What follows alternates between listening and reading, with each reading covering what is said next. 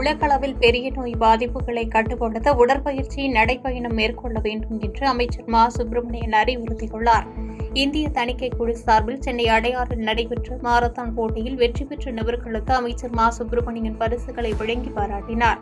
தொடர்ந்து நிகழ்ச்சியில் பேசிய அமைச்சர் மா சுப்பிரமணியன், ஒவ்வொரு வருடமும் 30 வயதை கடந்தவர்கள் மாஸ்டர் செக்அப் ஒன்றை செய்து கொள்வது அவசியம் என்று அறிவுறுத்தியதோடு, நோய் எதிர்ப்பு சக்தியை அதிகரிக்க அதிகாலையில் உடற்பயிற்சி செய்வது மற்றும் நடைப்பயணம் செய்வது அவசியம் என்று கேட்டுக் கொண்டார். தினந்தோறும் 5½ கிலோமீட்டர் ஓடி நடந்து உடலை ஆரோக்கியமாக வைத்துக் கொள்ள வேண்டும் என்றும், நடப்போம் நலம் பெறுவோம் திட்டத்தின் மூலமாக தமிழ்நாடு அரசு பல்வேறு முன்னெடுப்புகளை எடுத்து வருகிறது. எனவே 200 பேருடன் நடப்பதற்காக தொடங்கிய இன்றைய நடைப்பயணம் 2000 பேர் நடப்பதாக மாறும் என்று கூறினார். பொதுவாகவே ஒரு 30-40 வயதை கடந்தவர்கள் ஆண்டுதோறும் மாஸ்டர் ஹெல்த் செக்அப் செய்து கொள்ள வேண்டும் என்பது இன்றைக்கு மருத்துவர்களின் அறிவுரை. இந்த மாஸ்டர் ஹெல்த் செக்அப் செய்து கொள்ளுகிற போது நம் உடலில் எத்தகைய நோய்த்தன்மை பாதிப்பு வருகிறது அல்லது வரவிருக்கிறது போன்ற பல்வேறு செய்திகளை தெரிந்து கொள்ள முடியும். இதற்கு பெரிய அளவிலான ஒரு காலனியாக விளங்கிக் கொண்டிருப்பது அதிகாலையில் இருந்து நடப்பதும் ஓடுவதும் தான். இந்த பயிற்சியை இன்றைக்கு இந்த நாளில் ஒரு 5 கிலோமீட்டர் இங்கே ஓடினோம் என்று பலர் இதில் புதியவர்களும் இருப்பீர்கள்.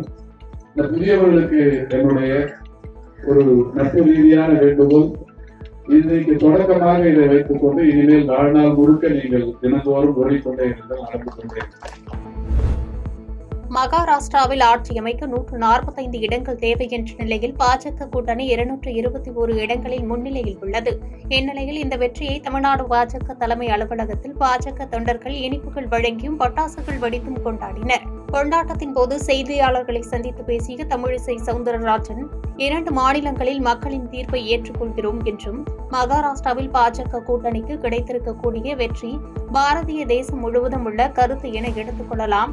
அது மட்டுமின்றி பாரத பிரதமரின் திட்டங்களும் மாநில அரசின் திட்டங்களும் இணைந்து இருந்தால் மக்களுக்கு எவ்வளவு பலன் தரும் என்பதை மகாராஷ்டிரா நிரூபித்து மறுபடியும் வெற்றியை பெற்றிருக்கிறோம் என்று கூறியுள்ளார்.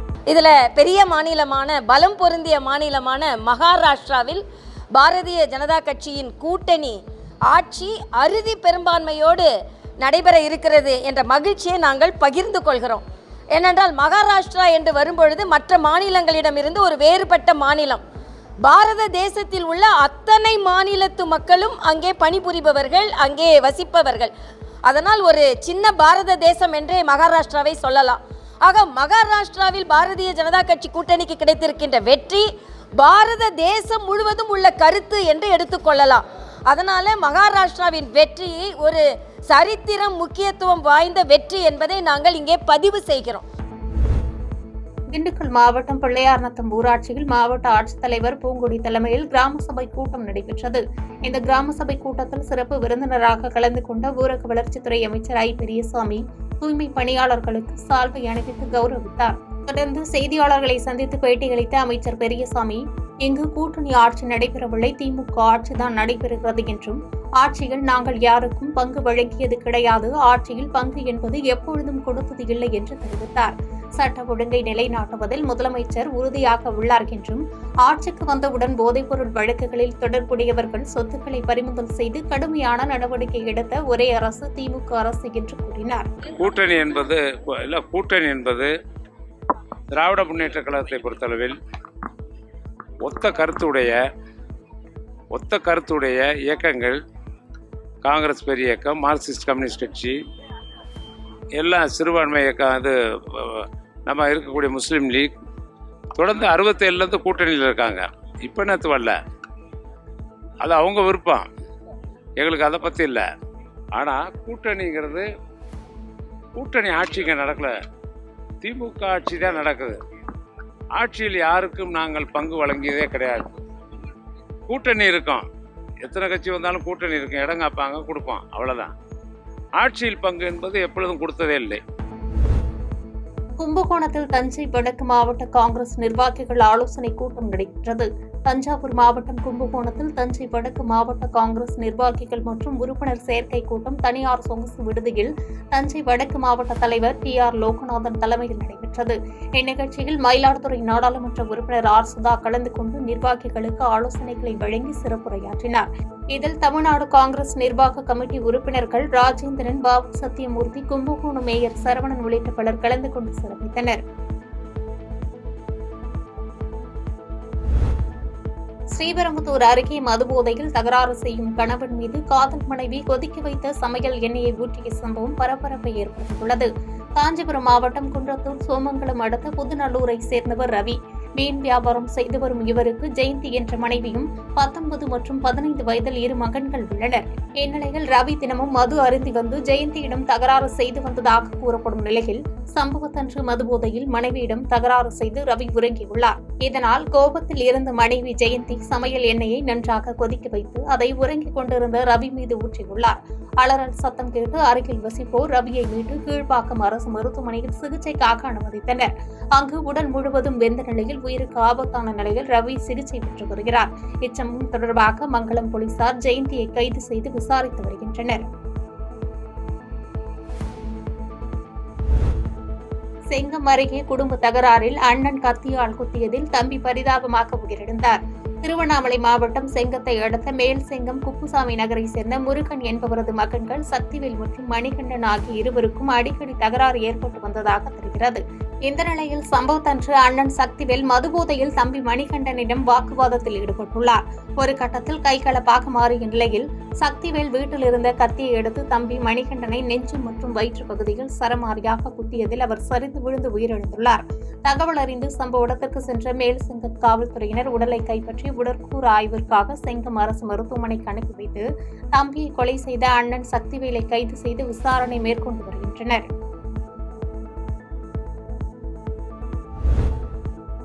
முழு பூசணிக்காயை சோற்றில் மறைப்பது போன்று மின்சாரத்துறை அமைச்சர் செந்தில் பாலாஜி பேசி வருவதாக கரூரில் யூடியூபர் சவுக்கு சங்கர் குற்றம் சாட்டியுள்ளார். கரூரில் உள்ள வழக்கறிஞர் கரிகாலன் அலுவலகத்திற்கு சென்ற சவுக்கு சங்கர் செய்தியாளர்களுக்கு பேட்டியளித்தார். அப்போது பேசிய அவர், கடந்த 3 ஆண்டுகளில் அதானி குழுமத்தோடு தமிழக அரசு, குறிப்பாக தமிழக மின்வாரியம் எந்தவிதமான ஒப்பந்தங்களையும் செய்யவில்லை என்று மின்சாரத்துறை அமைச்சர் செந்தில் பாலாஜி வெளிப்படையாக செய்தியாளர்களுக்கு பேட்டியளித்துள்ளார். அதானியோடு நேரடியாக தமிழக அரசு ஒப்பந்தம் செய்யவில்லை என்றாலும் மத்திய அரசு நிறுவனமான solar energy corporation of India limited என்ற நிறுவனத்துடன் தமிழக அரசு அடுத்த 25 ஆண்டுகளுக்கு சூரிய ஒளி மின்சாரம் வாங்க ஒப்பந்தம் போட்டுள்ளது என்று சுட்டிக்காட்டிய சவுக்கு சங்கர், அதானியிடமிருந்து நேரடியாக மின்சாரம் வாங்க லஞ்சம் கொடுத்துள்ளார்கள் என்று கூறவில்லை. மத்திய அரசு நிறுவனத்திடமிருந்து மாநில அரசுகள் மின்சாரம் வாங்குவதற்கு சம்பந்தப்பட்ட மாநில அரசுகளுக்கு லஞ்சம் கொடுக்கப்பட்டுள்ளது என்றே கூறப்பட்டுள்ளது. எனவே அதானி நிறுவனத்திடம் ஒப்பந்தம் செய்யப்படவில்லை என முழு பூசணிக்காவை சோற்றில் மறைக்கும் வேலையை அமைச்சர் செந்தில் பாலாஜி செய்து கொண்டிருக்கிறார் என்று குற்றம் சாட்டினார். மேலும் விரைவில் செந்தில் பாலாஜி ஜாமீனை ரத்து செய்ய வேண்டிய மனுவானது உச்சநீதிமன்றத்தில் விசாரணைக்கு வர உள்ளது என்றும், சிறையிலிருந்து வந்த 2-3 நாளில் செந்தில் பாலாஜி அமைச்சரானதை உச்சநீதிமன்றம் அத்தனை எளிதாக எடுத்துக்கொள்ளாது என்றும் கருத்து தெரிவித்தார். தொடர்ந்து பேசிய சவுக்கு சங்கர், செந்தில் பாலாஜி ஜாமீனை ரத்து செய்வதற்கான அனைத்து வாய்ப்புகளும் உள்ளது என்று கருத்து தெரிவித்தார். பாலாஜி அவர்கள் சிறை சென்று வந்த பிறகு அவருக்கு மீண்டும் அதே துறையின் அமைச்சரவை கொடுக்கப்பட்டுள்ளது. இதற்கு சிறை செல்வதற்கு முன்பு அவர் அவரது துறையில் எப்படி கொள்ளையடித்தாரோ அதே கொள்ளைகளை செந்தில் பாலாஜி அவர்கள் மீண்டும் இந்த முறையும் தொடங்கியுள்ளார். விரைவில் அவரது ஜாமீனை ரத்து செய்யக்கூடிய அந்த மனுவானது உச்சநீதிமன்றத்தில் விசாரணைக்கு வர இருக்கிறது. உச்சநீதிமன்றம் ஜாமீனில் வெளிவந்த 2 அல்லது 3 நாட்களுக்குள்ளாகவே திரு செந்தில் பாலாஜி அவர்கள் அமைச்சரானதை உச்சநீதிமன்றம் அத்தனை எளிதாக எடுத்துக்கொள்ளாது. செந்தில் பாலாஜி அவர்களின் ஜாமீன் ரத்து செய்யப்படுவதற்கான எல்லா வாய்ப்புகளும் உள்ளது என்றுதான் இந்த நேரத்தில் பார்க்க வேண்டியிருக்கிறது. கோத்தகிரி பேருந்து நிலையத்தில் காயங்களுடன் இறந்து கிடந்த ஆண் சடலத்தை மீட்ட போலீசார் விசாரணை மேற்கொண்டு வருகின்றனர். நீலகிரி மாவட்டம் கோத்தகிரி அருகே முள்ளூர் பகுதியைச் சேர்ந்த சிவா கோத்தகிரி பேருந்து நிலையத்தில் காயங்களுடன் இறந்து கிடப்பதாக தகவல் அறிந்த போலீசார் சம்பவ இடத்திற்கு சென்று பார்த்தபோது உடல் முழுவதும் இரத்த காயங்களுடன் இறந்து கிடந்ததைக் கண்டு உடலை கைப்பற்றி கோத்தகிரி அரசு மருத்துவமனைக்கு பிரேத பரிசோதனைக்காக அனுப்பி வைத்தனர். மேலும் அவர் உயிரிழப்பிற்கான காரணம் குறித்தும் பல்வேறு கோணங்களில் விசாரித்து வரும் போலீசார் அப்பகுதியில் உள்ள சிசிடிவி காட்சி பதிவுகளையும் கைப்பற்றி விசாரித்து வருகின்றனர்.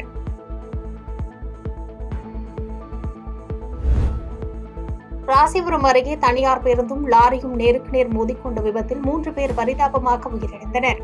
நாமக்கல் மாவட்டம் ராசிபுரம் அருகே கோரையாறு அருகே ராசிபுரத்தில் இருந்து ஆத்தூர் நோக்கி சென்று கொண்டிருந்த லாரி மீது ஆத்தூரில் இருந்து ராசிபுரம் நோக்கி வந்த தனியார் பயணிகள் பேருந்து மோதி விபத்து ஏற்பட்டது. இந்த கோர விபத்தில் ஆத்தூர் பகுதியைச் சேர்ந்த லாரி ஓட்டுநர் மற்றும் தனியார் பேருந்து ஓட்டுநர் ரவிச்சந்திரன் ஆகியோர் சம்பவ இடத்திலேயே உடல் நசுங்கி உயிரிழந்தனர். பேருந்தின் இடிபாடுகளில் சிக்கி நாமகிரிப்பேட்டை பகுதியைச் சேர்ந்த அளமேடு என்ற பெண் உயிரிழந்துள்ள நிலையில் இடிபாடுகளில் சிக்கிய 21 பேர் படுகாயங்களுடன் மீட்கப்பட்டு மருத்துவமனையில் அனுமதிக்கப்பட்டு சிகிச்சை பெற்று வருகின்றனர். மேலும் படுகாயமடைந்தவர்களை மாவட்ட ஆட்சித்தலைவர் உமா மற்றும் ஆதி திராவிடர் நலத்துறை அமைச்சர் மா மதிவேந்தன், மாவட்ட காவல் கண்காணிப்பாளர் ராஜேஷ் கண்ணா ஆகியோர் நேரில் சென்று ஆறுதல் கூறியதோடு பாதிக்கப்பட்டோருக்கு தேவையான மருத்துவ சிகிச்சை அளிக்க மருத்துவர்களுக்கு அறிவுறுத்தினர். மின்மினி பூச்சிகள் போலவும் நட்சத்திரங்கள் போலவும் வருகிறார்கள், ஆனால் சூரியன் தான் எப்போதும் ஒளி தரும் என்று கடலூர் சட்டமன்ற உறுப்பினர் எழிலரசன் பேசியுள்ளார். கடலூர் கிழக்கு மாவட்ட திமுக சார்பில் மாநகர, ஒன்றிய, நகர, பேரூர் கழக அமைப்பாளர்கள் மற்றும் துணை அமைப்பாளர் பதவிகளுக்கான நேர்காணல் நிகழ்ச்சி கடலூர் திமுக அலுவலகத்தில் வேளாண் மற்றும் உழவர் நலத்துறை அமைச்சரும் கடலூர் கிழக்கு மாவட்ட கழக செயலாளருமான MRK பன்னீர்செல்வம் தலைமையில் நடைபெற்றது. நிகழ்ச்சியில் பேசிய சட்டமன்ற உறுப்பினர் எழிலரசன், நமது எதிரிகள் யார் என்று உணர்ந்து பணியாற்ற வேண்டும் என்று கட்சி நிர்வாகிகளுக்கு அறிவுறுத்தியதோடு மின்மினி பூச்சிகள் போலவும் நட்சத்திரங்கள் போலவும் புதிய கட்சிகள் வருகிறார்கள், ஆனால் சூரியன் தான் எப்போதும் ஒளி தரும் என்று பேசினார். இந்த நிகழ்ச்சியில் சட்டமன்ற உறுப்பினர் ஐயப்பன் உள்ளிட்ட பலர் கலந்து கொண்டு சிறப்பித்தனர். இன்றைக்கு நமக்கு இருக்கக்கூடிய எதிரி யார் என்று சொன்னால் கொள்கை ரீதியான எதிரி வந்திருக்கிறார். நமக்கான எதிரிகள் யார் என்று சொன்னால் அரசியல் களம் காணக்கூடியவர்கள், நம்மளுடைய நேர் எதிர் கொள்கை கொண்டவர்கள் நம் எதிரில் இருக்கிறார்கள். இன்றைக்கு வலை வீசி அழைத்து செல்வதற்கு, திரை போட்டு மறைப்பதற்கு, திரையிலிருந்து வரக்கூடியவர்கள் எல்லாம் திரையை போட்டு அழைத்து செல்வதற்கென்று பல கூட்டங்கள் இன்றைக்கு இங்கே தமிழ்நாட்டில் வந்திருக்கிறது. வீராவசமாய் பேசக்கூடியவர்கள், தமிழ்நாட்டை தமிழ் தனி தேசம் என்று சொல்லக்கூடியவர்கள், நான் தனி விசாவே கொடுத்து விட்டேன், தனி அடையாளம் கொடுத்து விட்டேன் என்று ஜம்பம் பேசுகிறவர்கள் எல்லாம் இந்த நாட்டில் உலாவிக் கொண்டிருப்பதை நீங்கள் அடையாளம் காட்ட வேண்டும். வண்டலூர் மீஞ்சூர் வெளிவட்ட சர்வீஸ் சாலையில் இருசக்கர வாகனத்தில் சென்று கொண்டிருந்த நபர் தவறி கீழே விழுந்ததில் தலையில் பலத்த காயம் ஏற்பட்டு சம்பவ இடத்திலேயே உயிரிழந்தார். குன்றத்தூர் அடுத்த சேக்கிடார் நகர் பகுதியைச் சேர்ந்த கோபிநாத் வண்டலூர் மீஞ்சூர் வெளிவட்ட சர்வீஸ் சாலையில் இருசக்கர வாகனத்தில் சென்று கொண்டிருந்த போது கட்டுப்பாட்டை இழந்த இருசக்கர வாகனத்திலிருந்து கீழே விழுந்ததில் தலையில் பலத்த காயம் ஏற்பட்டு சம்பவ இடத்திலேயே அவர் உயிரிழந்தார். விபத்து குறித்து அங்கு சென்ற குரோம்பேட்டை போக்குவரத்து புலனாய்வு பிரிவு போலீசார் கோபிநாத் உடலை மீட்டு பிரேத பரிசோதனைக்கு குரோம்பேட்டை அரசு மருத்துவமனைக்கு அனுப்பி வைத்து மேலும் விபத்து தொடர்பாக விசாரணை மேற்கொண்டு வருகின்றனர்.